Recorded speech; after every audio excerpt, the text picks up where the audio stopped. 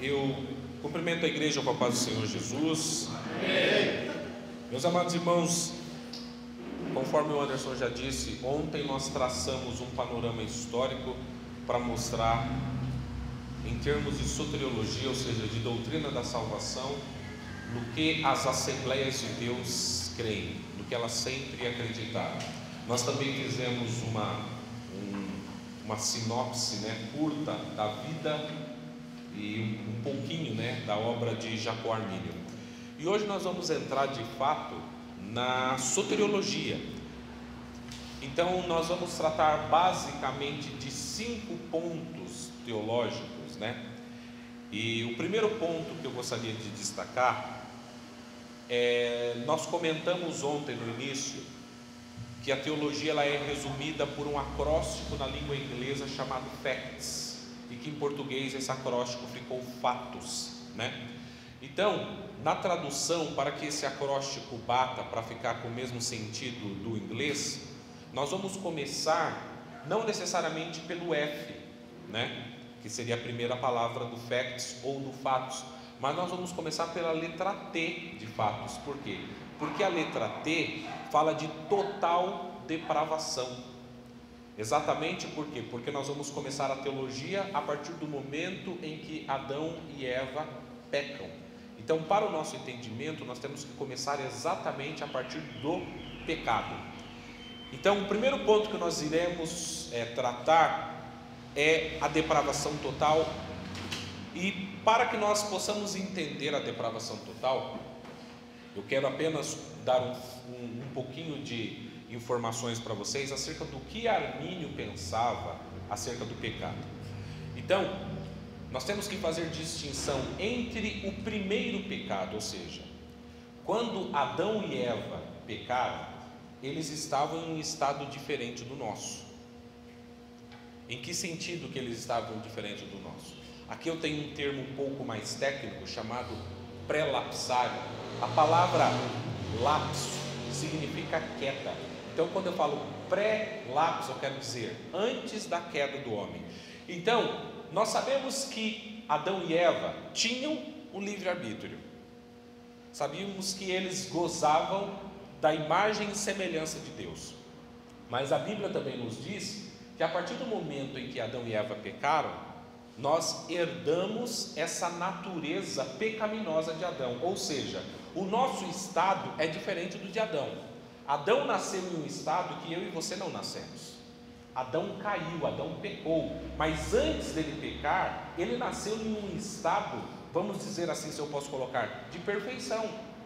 Nós já não nascemos no estado de perfeição, nós já nascemos com uma inclinação para o mal. Então ele vai fazer exatamente essas distinções: o primeiro pecado e os efeitos do pecado, ou seja, após a queda, o que aconteceu. Então o primeiro pecado, ele é causado pelo livre-arbítrio de Adão e Eva. Como assim? Você fala, por que, Wellington, o primeiro pecado? Porque talvez essa discussão possa não ser conhecida de vocês, mas uma das grandes perguntas que é feita para as pessoas é: da onde surgiu o mal? Se Deus é bom, se Deus é todo poderoso, da onde que veio o mal? Então, na verdade, o Armínio ele vai responder essa pergunta da seguinte maneira: como que surge o mal então? O mal surge do livre-arbítrio, não necessariamente de Deus. Em que sentido?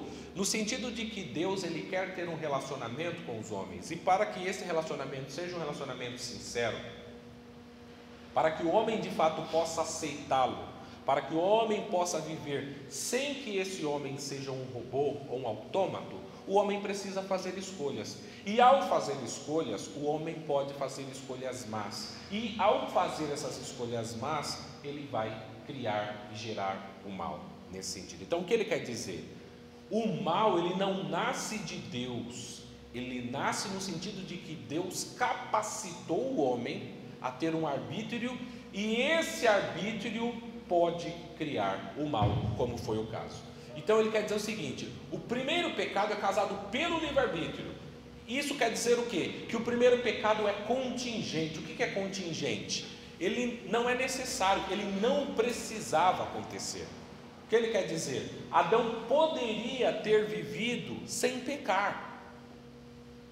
Aí você fala, mas por que isso é importante? Isso é importante para dizer o seguinte: